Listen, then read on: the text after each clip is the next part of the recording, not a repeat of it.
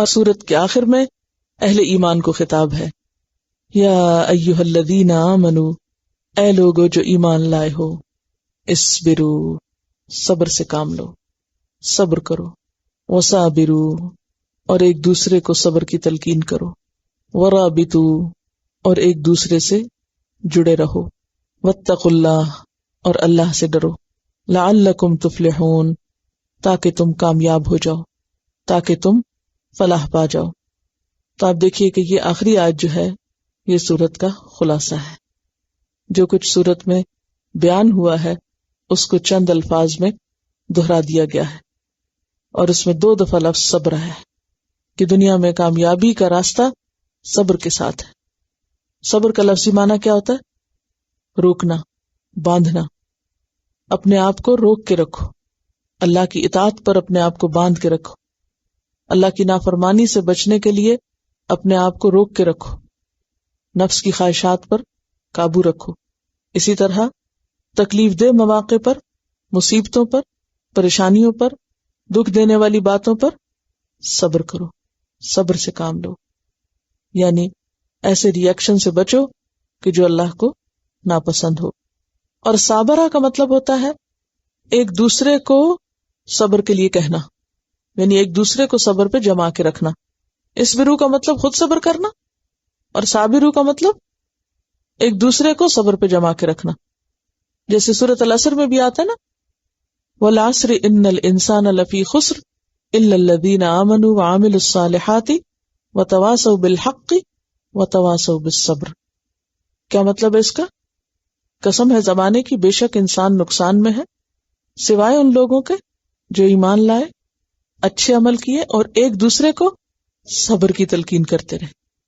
تو اس سے یہ پتہ چلتا ہے کہ صرف خود صبر کر لینا ہی کافی نہیں، بلکہ ایک دوسرے کو جمائے رکھنا بھی ضروری ہے، کیونکہ اگر کسی گروہ میں چند لوگ صبر کرنے والے ہوں اور دوسرے بے صبرے ہوں تو عموماً کیا ہوتا ہے پھر؟ جیسے جنگ احد میں کچھ لوگ تو جمے رہے تھے اور کچھ لوگ بھاگ نکلے تھے، اس سے ایک افراتفری پھیل گئی۔ تو اگر کچھ لوگ بھی ٹرانسگریس کریں تو اس کا اثر سب پر پڑتا ہے۔ تو نقصان سے بچنے کے لیے خود صبر کرنے کے ساتھ ساتھ دوسروں کو صبر کے لیے کہنا اور جما کے رکھنا یہ بے حد ضروری ہے۔ اور یہ معنی بھی ہے کہ ایک دوسرے سے بڑھ چڑھ کے صبر کرو، یعنی صبر کے معاملے میں اپنے سے آگے والے کو دیکھو، کیونکہ ہم عام طور پہ کہتے ہیں آخر کب تک صبر کریں، صبر کی بھی تو کوئی لمٹ ہوتی، صبر کی بھی تو کوئی حد ہوتی۔ تو یہاں کیا کہا گیا؟ صبر کرو، اور صابرو، بڑھ چڑھ کے صبر کرو، مقابلے پہ صبر کرو، اور پھر دشمن کے مقابلے پر بھی صبر کرو۔ اس کے بعد فرمایا ورابطو، رابطو کا لفظ نا ربطہ سے ہے، ریبتے، ربطہ کا مطلب ہوتا ہے باندھنا، گھوڑے کے باندھنے کے لیے بھی استعمال ہوتا ہے اور نفس کو باندھنے کے لیے بھی، یعنی اپنے نفس کو باندھ کے رکھو، یعنی اپنی نیت کو قابو میں رکھو، کہ جب آپ ایک اچھا کام کرنے جا رہے ہوں تو پھر اس وقت اپنی نیت کو باندھنا اور سنبھالنا بھی ضروری ہوتا ہے۔ اس کے بعد جہاد کے لیے جو تیاری ہے اس کی طرف بھی توجہ دلائی جا رہی ہے۔ پھر اسی طرح باہمی انسانی رابطے جو ہیں وہ بھی اس سے مراد ہیں کہ باہم ایک دوسرے کے ساتھ جڑ کر رہو، جس میں صلہ رحمی بھی آتا ہے، رشتے ناتوں کا خیال بھی آتا ہے، اور دوسرے انسانوں کے ساتھ حسن سلوک اور بہتر رویہ بھی آتا ہے۔ یعنی رابطو کا لفظ جو ہے یہ بہت ہی جامع لفظ ہے۔ اس میں آپ دیکھیے کہ خود کو باندھ کے رکھنا، یعنی یہ بھی ایک طرح سے صبر ہی کا مترادف ہو گیا، یعنی صبر میں بھی خود کو باندھنا ہے اور رابطو میں بھی باندھنا ہے، یعنی سیلف کنٹرول کی بات آ رہی ہے کہ اپنے آپ کو باندھ کے رکھو۔ اور پھر اگر ساز و سامان تیار کرنا ہے تو مراد یہ ہے کہ پوری تیاری سے رہو، کیونکہ توکل اس وقت تک ہو نہیں سکتا جب تک کہ انسان سامان یا اسباب فراہم نہ کرے۔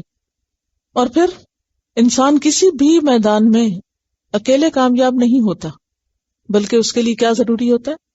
باہم رابطہ۔ مثال کے طور پر آپ دیکھیں خاندانی نظام میں کہ جہاں فیملی بونڈ مضبوط ہوتا ہے وہاں کیا حالات ہوتے ہیں، اور جہاں فیملی کے لوگ ایک دوسرے کو نہیں پوچھتے تو وہاں حالات کیا ہوتے ہیں۔ بس آپ دیکھیں نا، گھروں میں اختلافات ہوتے ہیں، جھگڑے ہوتے ہیں، لڑائیاں ہوتی ہیں، بہن بھائیوں میں، بچوں میں۔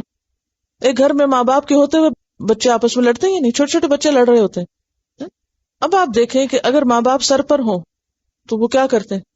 چھڑاتے ہیں یا نہیں؟ ہاں، یا کہتے ہیں لڑتے رہیں بے شک ہم تو سو رہے ہیں؟ نہیں، وہ بیچ میں پڑھتے ہیں، ان کو پکڑتے ہیں، جو زیادتی کر رہا ہے اس کو سمجھاتے ہیں، ان ایڈجسٹمنٹ کراتے ہیں سب. یہ چھوٹے لیول پہ جو لڑائیاں نا یہ ختم نہیں ہو جاتی ہیں. جو انسان بڑا ہوتا چلا جاتا ہے تو اس کی شکلیں بدلتی چلی جاتی ہیں.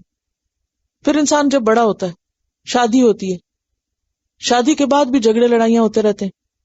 اب آپ دیکھیں کہ وہ خاندان جہاں خاندان والوں کا آپس میں ایک بونڈ ہوتا ہے، مثلا ماں باپ جب تک سر پر ہوتے ہیں تو وہ ایک بچوں کو سمجھاتے بجھاتے رہتے ہیں، آپس میں ایک دوسرے سے اچھا سلوک کرنے کے لیے کہتے ہیں. ماں باپ اگر نہ ہو، فوت ہو جائیں یا ویسے نہ ہو، تو پھر اگر بہن بھائی آپس میں جڑے ہوئے ہوں تو کیا کرتے ہیں؟ ایک دوسرے کی مدد کرتے ہیں نا. جس کی ذاتی ہو اس کو سمجھاتے ہیں، جس کے اوپر ظلم ہو رہا اس کو بچاتے ہیں. یعنی آپ نے دیکھا ہوگا کہ جن فیملیز کے اندر ایک خاندانوں کا آپس میں بونڈ مضبوط ہوتا ہے، یعنی بہنوں پہ کوئی پریشانی ہے تو بھائی کام آتے ہیں، بھائیوں کی کوئی مشکل ہے تو بہنیں سپورٹ بنتی. اور پھر اس کے بعد یہ نہیں صرف بہن بھائی، چچا ماموں خالہ، یہ سارے، یعنی کہ جہاں انسانوں کے باہم روابط اچھے ہوں وہاں عام طور پر ظلم کے مواقع کم ہوتے ہیں. پھر جہاں یہ روابط مضبوط نہیں ہوتے اور لوگ کٹے ہوئے ہوتے ہیں، بکھرے ہوئے ہوتے ہیں، تو پھر اس میں ایک دوسرے کو سمجھانے والا، سنبھالنے والا اور جوڑ کے رکھنے والا نہیں ہوتا کوئی. اسی لیے آپ دیکھیں نا کہ جن ملکوں میں یا جن جگہوں پہ یا جن علاقوں میں طلاقوں کا ریٹ زیادہ، اس کی اور بھی کئی وجوہات ہو سکتی ہے. اس میں ایک وجہ یہ بھی ہوتی ہے کہ اگر شوہر اور بیوی میں کوئی کھٹ پٹ ہوئی، کوئی تیسرا نہیں جو ان کو سمجھائے، کہ اپنی مرضی سے شادی کی، ماں باپ سے تو کچھ پوچھا ہی نہیں، ماں باپ کی تو پرواہ ہی نہیں. تو اب بعض اوقات بچے آپس میں کسی چیز کو نہیں سلجھا سکتے تو اسلام کا حکم کیا ہے؟ پہلے آپس میں سلجھائے، نہ سلجھا سکے تو کیا کریں؟ دونوں خاندانوں میں سے کوئی حکم ہو، لڑکی والوں کی طرف سے بھی لڑکے والوں کی طرف سے، وہ معاملے کے بیچ میں پڑے. تو اب کون پڑے گا کسی کے معاملے میں؟ بتائیے، کسی کے معاملے میں کون آئے گا؟ جس کو کسی سے کوئی تعلق واسطہ ہوگا. اور جہاں کوئی تعلق واسطہ ہی نہیں ہوگا تو وہ کسی کی مشکل میں جا کے اس کا جھگڑا کیوں حل کرے گا؟ اس کے جھگڑے میں کیوں اس کی مدد کرے گا، ساتھ دے گا؟ تو خواہ یہ خاندانی معاملہ ہو، خواہ یہ کسی بھی ٹیم کا معاملہ ہو، تو جب تک انسانوں کے درمیان ایک مضبوط بونڈ نہیں ہوتا تو بعض اوقات انسان اکیلے اپنے آپ کو نہیں سنبھال سکتا. اسی لیے وتواصوا بالحق وتواصوا بالصبر کہا گیا کہ انسان حق کی تلقین بھی کرے، جو زیادتی کر رہا اس کو سمجھائے. یہی حق ہے نا جس کو ہم سچائی سمجھتے ہیں، جو ہم سمجھتے ہیں کہ یہ صحیح ہے، تو ہمیں پھر صرف سوچ کے نہیں رہ جانا چاہیے، دوسرے کو بتانا بھی چاہیے کہ تم یہ نہیں کرو، یہاں تمہارا قصور ہے، یہاں تمہارا قصور ہے. جیسے آپ اپنے چھوٹے بچوں کو کرتے رہتے ہیں، آپس میں ان کی ناراضگیاں ہو جائے تو ایک دوسرے کو کہتے رہتے ہیں دیکھو تم یہ نہ کرو، تم وہ نہ کرو، آپ پیچ اپ کراتے ہیں. تو اسی طرح یہ انفرادی لیول سے لے کر پوری امت مسلمہ تک یہی اصول دیا جا رہا ہے کہ آپس میں ان کی جو ٹائز ہیں وہ مضبوط ہونی چاہیے، اختلاف اور تفرقہ سے بچنا چاہیے. تو ایک سیلف کنٹرول کے معنوں میں، اچھی نیت کے معنوں میں، دوسرے آپس کے تعلقات کی مضبوطی کے معنوں میں. پھر اسی طرح رباط کے کچھ اور معنی بھی حدیث میں بیان کیے گئے ہیں. مثلا صحیح مسلم میں آتا ہے ناگواری کے حالات میں وضو کرنا.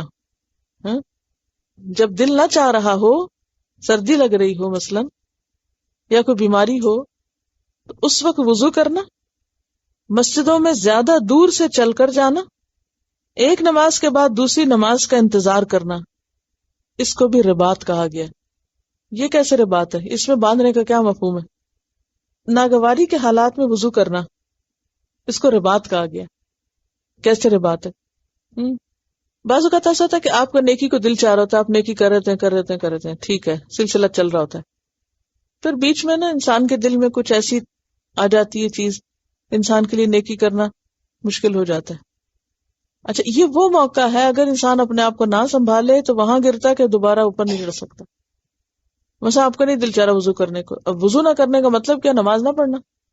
اگر ایک دفعہ آپ نے یہ تار توڑ دی، یہ حرمت توڑ دی کہ آپ نے وضو نہیں کیا اور نماز نہیں پڑھی، نماز چھوڑ دی، پھر کیا ہوگا؟ اس کے بعد اگلی نماز کے وقت پڑھیں گے اٹھ کے؟ پھر اور دل پیچھے چلا جائے، پھر اور سستی ہو جائے گی، پھر کچھ نمازیں گزرنے کے بعد تو انسان کہے گا اچھا چلو پھر دیکھیں گے، پھر توبہ کر لیں گے، پھر پڑھ لیں گے۔